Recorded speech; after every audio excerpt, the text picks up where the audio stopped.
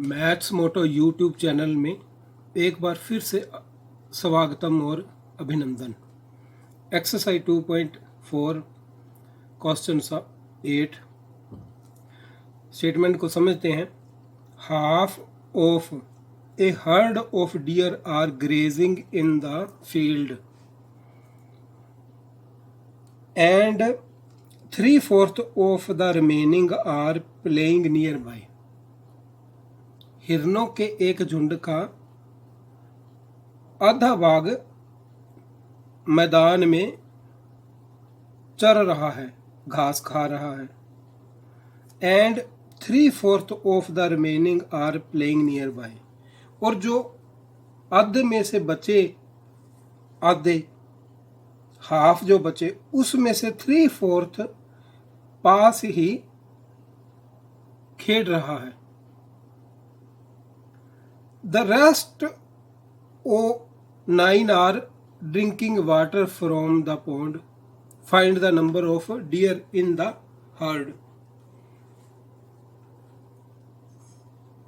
तो number of dear in the heard हमने find करने हैं। तो हम सपोज कर लेते हैं, सपोज नंबर ऑफ डियर, तो क्या करेंगे,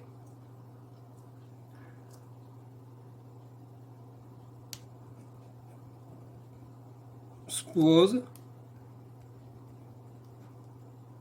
number of deer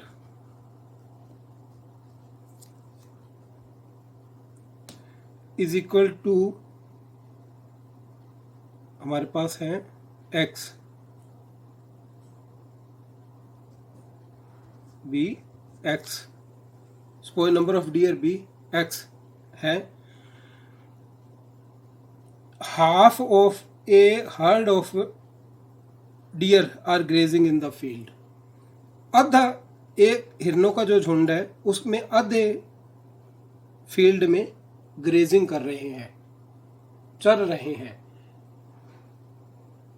तो नंबर ऑफ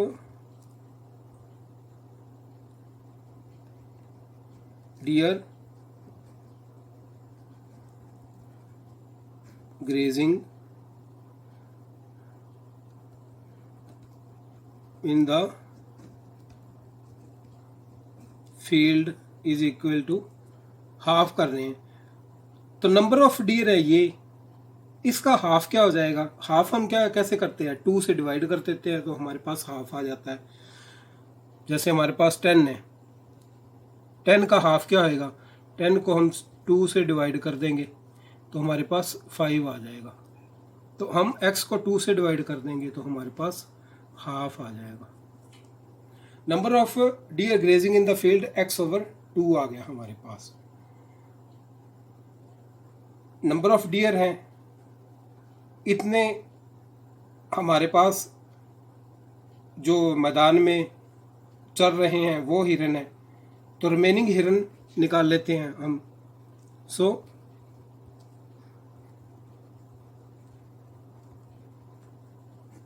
रिमेनिंग डियर हमारे पास आ गए x - x/2, ये हमारे पास आ जाएगा। इसको अगर यहाँ पे भी हम 1 मान के चलते हैं नीचे, तो 2 हमने एलसीएम लिया, चलो हम करके देखते हैं इसको।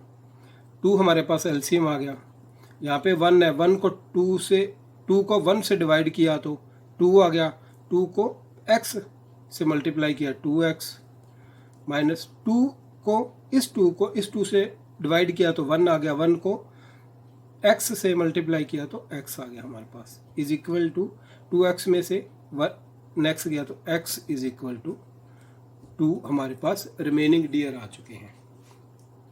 ये क्वेश्चन बहुत ही आसान है और सिंपल है, बस इसको समझना पड़ेगा कि नंबर ऑफ डियर है हमारे पास, आधे हिरन हमारे मैदान में हैं, फील्ड में हैं, और जो रिमेनिंग हिरन कितने आ जाएंगे, x में से हाफ निकाल दिए तो हाफ हमारे पास आ गए रिमेनिंग डियर। अब बात समझने वाली है, and 3/4 of the remaining are playing nearby. जो रिमेनिंग डियर है हमारे पास उसका 3/4 पास ही खेल रहा है, इसका 3/4। तो अब हमारे पास क्या आएगा, number of dear playing near by, number of dear playing near by, कितने डियर हैं जो पास ही खेल रहे हैं। तो ये यहाँ पे इस बात को समझना पड़ेगा कि जो हाफ है उसका 3/4 है जो वो पास ही खेल रहा है। तो 3/4 ऑफ x/2 इसका 3/4 खेल रहा है। तो अब हम इसको सॉल्व करते हैं। ऑफ बॉड मास में हमने पहले पढ़ चुके हैं, पीछे वाले जो सम हमने किया है 7 सम किया, उसमें हमारे पास भी बॉड मास का ऑफ आया था, brackets of division multiply addition subtraction. Of को जब हम सॉल्व करते हैं तो इसको मल्टीप्लाई बना देते हैं, x/2 is equal to 3x/8। तो जो हिरन प्ले कर रहे हैं वो 3x/8 है। तो अब हमारे पास क्या आ गया, प्ले करने वाले हिरन भी आगे जो खेल रहे हैं पास में, और ग्रेजिंग कर रहे हैं वो हिरन भी हमारे पास हैं, नंबर ऑफ टोटल हिरन भी हैं हमारे पास। तो अब अकॉर्डिंग टू क्वेश्चन,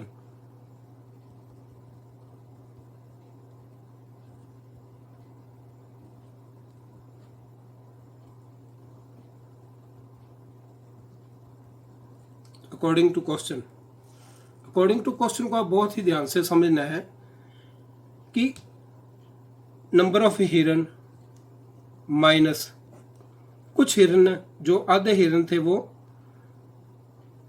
मैदान में ग्रेजिंग कर रहे हैं, x/2 कर रहे थे। उसके बाद प्लस नियर बाय खेल रहे हैं, कुछ हिरन पास ही खेल रहे हैं, वो हैं प्लस 3x/8। टोटल में से ये चले गए तो इज इक्वल टू हमारे पास उन्होंने बताया है कि rest 9 are drinking water.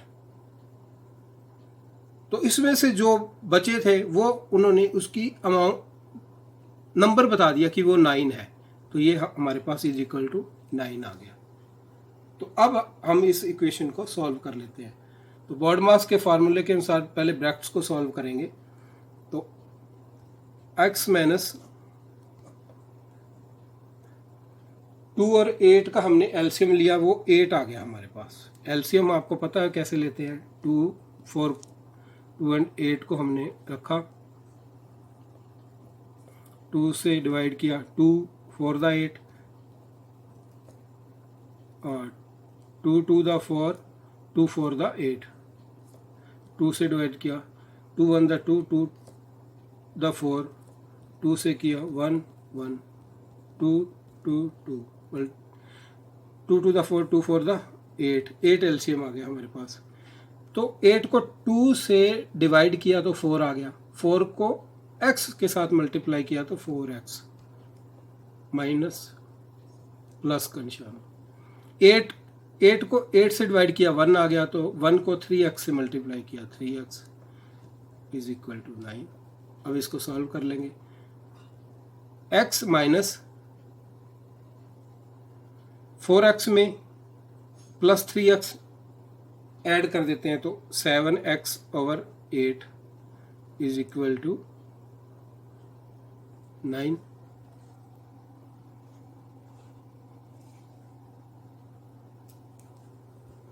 Four x plus 3x 7x/8, x minus 7x/8 is equal to 9। अब हम फिर एलसीएम लेते हैं।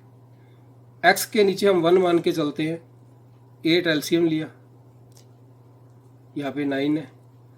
1 को 8 से डिवाइड किया तो 8 को 1 से डिवाइड किया तो 8 आया, 8 को x से मल्टीप्लाई किया 8x, 8 को 8 से डिवाइड किया तो 1 आया, 1 को 7 से मल्टीप्लाई किया 7x से तो 7x।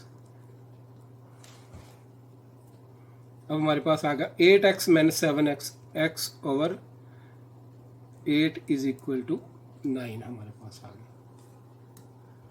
अब ये डिवाइड है, इधर जाके मल्टीप्लाई हो जाएगा, क्योंकि हमने 4 जो रूल्स पहले पढ़े थे उसके अकॉर्डिंगली ये लेफ्ट हैंड साइड है, ये राइट हैंड साइड है। लेफ्ट हैंड साइड से अगर कोई नंबर राइट हैंड को जाएगा, राइट हैंड साइड को जाएगा और वो डिवाइड में है वेरिएबल के साथ, तो उधर जाके मल्टीप्लाई में हो जाएगा। तो x is equal to 9 into 8, x is equal to 72। तो 72 हमारे पास क्या है, number of deer. So number of deer is equal to 72, answer हमारे पास आ गया। तो अब ये था हमारे पास 8th question. 9th sum, a grandfather is 10 times older than his granddaughter। Grandfather की उम्र उसकी ग्रैंड डॉटर की उम्र का 10 गुना है। ग्रैंडफादर की उम्र उसकी ग्रैंड डॉटर की उम्र का 10 गुना है। मान लो ग्रैंड डॉटर की उम्र 7 साल है, तो इसको 10 से मल्टीप्लाई करेंगे तो ग्रैंडफादर की उम्र होगी 70 years. He is also 54 years older than her. और वह अपनी ग्रैंड डॉटर से 54 ईयर्स बड़े हैं, 54 ईयर्स भी बड़े हैं वो। Find there present ages. तो दोनों की वर्तमान उम्र बताएं। तो हम शुरू करते हैं इस सम को। सबसे पहले हम ग्रैंड डॉटर की उम्र को मानेंगे, क्योंकि ग्रैंड डॉटर की उम्र का 10 गुना करेंगे तो वो ग्रैंडफादर की उम्र आ जाएगी। तो suppose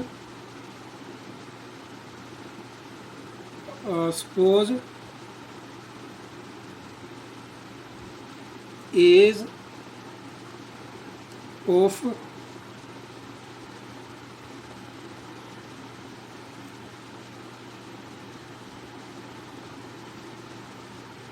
granddaughter, suppose age of granddaughter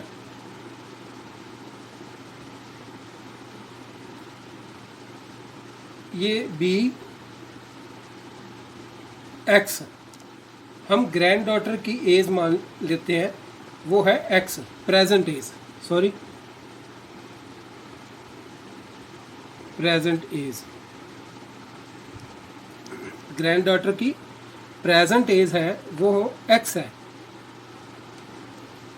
तो ग्रैंडफादर की प्रेजेंट एज क्या होगी, वो 54 ईयर्स बड़े हैं। देन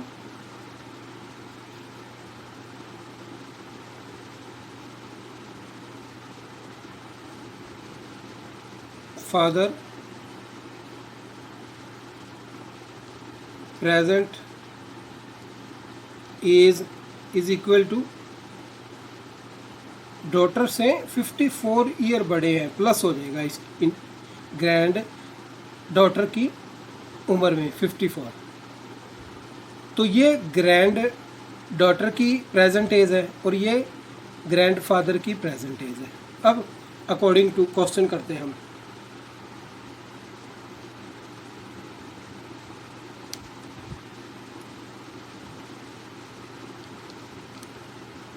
अकॉर्डिंग टू क्वेश्चन क्या है, a grandfather is 10 times older than his granddaughter. तो ये जो उम्र है ये 10 टाइम्स है, प्रेजेंट एज है ये 10 टाइम्स है उसकी ग्रैंड डॉटर की एज से। तो ग्रैंड डॉटर की 10 टाइम्स उम्र कितनी होगी, 10 into x is equal to x plus 54। ये हमारे पास इक्वेशन आ गई, 10x is equal to x plus 54। तो अब हमारे पास ये है left hand side right hand side, 10x इस x को हम लेफ्ट हैंड साइड में लेके जाएंगे, माइनस का हो जाएगा, यहाँ प्लस का है या माइनस का हो जाएगा, इज इक्वल टू 54। 10 में से 1x गया, 9x is equal to 54, x is equal to 54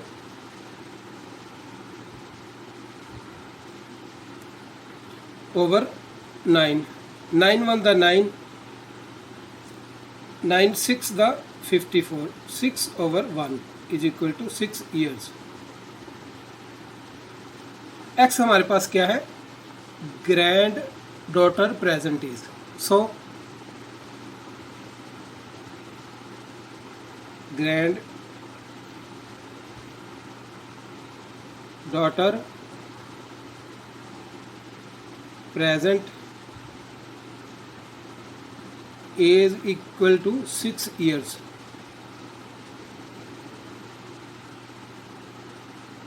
then grandfather present age कितनी थी, x प्लस 54। x हमारे पास क्या है 6, x प्लस 54, x हमारे पास है 6 plus 54 is equal to 60 years.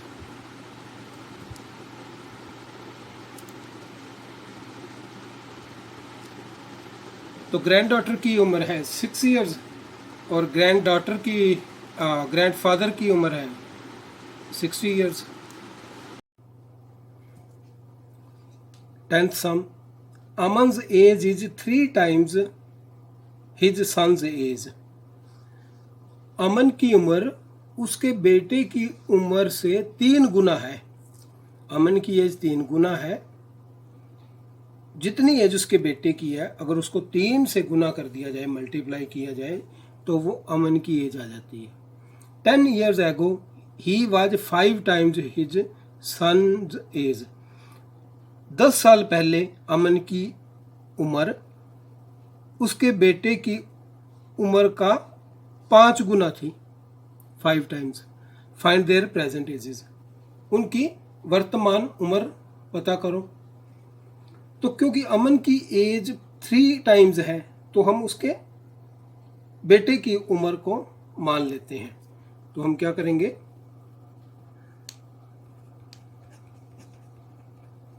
Suppose present age of Aman's son be x years. माना अमन के बेटे की वर्तमान उम्र x ईयर्स है। अगर अमन की बेटे की उम्र x ईयर्स है तो अमन की एज कितनी हुई, उसकी 3 टाइम्स है। Then present age of Aman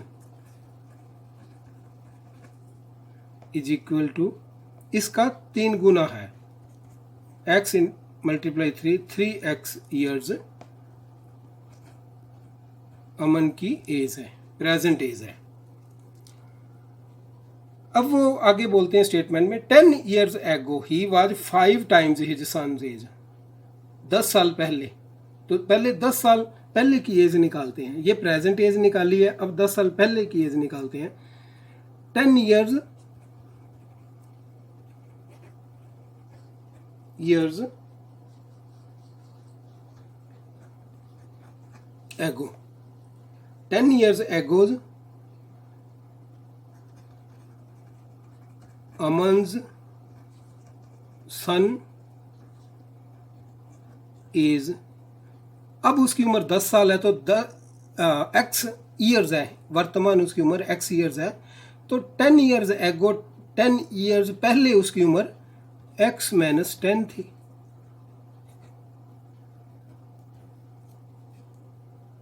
x means 10, उसकी 10 ईयर पहले एज थी।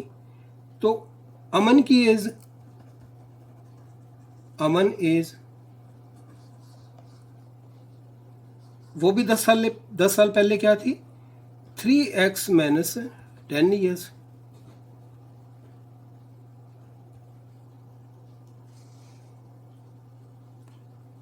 अब स्टेटमेंट में हमारे पास है 10 ईयर्स एगो, 10 ईयर्स एगो हमने उसकी एज निकाल ली दोनों की।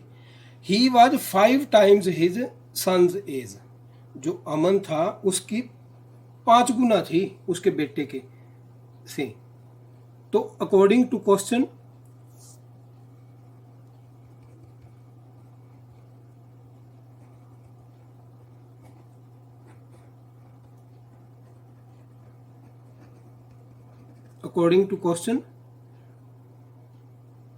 इसकी अमन की एज 5 गुना थी, 5 टाइम्स थी इसकी एज। तो 5 टाइम्स ये बड़ा था और ये उसका बेटा छोटा था। तो हमने इसको अकॉर्डिंग टू क्वेश्चन क्या है हमारे पास बनेगा, x माइनस 10 5 टाइम्स इसको कर देते हैं is equal to 3x minus 10। तो ये हमारे पास एक इक्वेशन आ गई है, क्योंकि 5 टाइम्स अमन की एज थी, तो इसको इज इक्वल टू करने के लिए हमने 5 मल्टीप्लाई कर दिया उसके बेटे की एज के साथ। तो अब सबसे पहले बॉड मास के फॉर्मूले के अकॉर्डिंगली हमने ब्रैकेट्स को सॉल्व करना है। तो 5 को x से मल्टीप्लाई किया, 5x माइनस 5 को 10 से मल्टीप्लाई किया 50 is equal to 3x minus 10। अब left hand side, right hand side, variable वाला जो नंबर है हम इसको इधर ले आते हैं, राइट हैंड साइड से लेफ्ट हैंड साइड को। तो 5x minus 3x is equal to minus 10 plus 50, minus का है तो इधर आके प्लस का हो गया।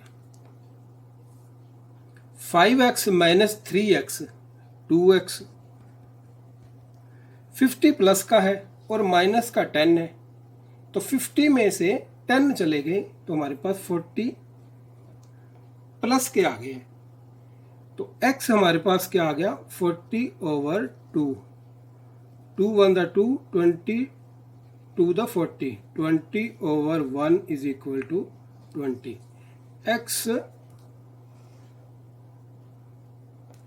हमारे पास आया 20। तो x हमारे पास क्या है, अमन के सन की एज है। So Aman's son age is equal to x is equal to 20 years. और अमन की एज, अमन एज हमारे पास है is equal to 3x, 3x की वैल्यू है हमारे पास 20 एंड 60 ईयर्स। तो अमन की एज हमने 20 ईयर्स निकाल लिया और अमन के सन की एज 20 ईयर्स निकाल लिया और अमन की एज हमने निकाल लिया 60 ईयर्स।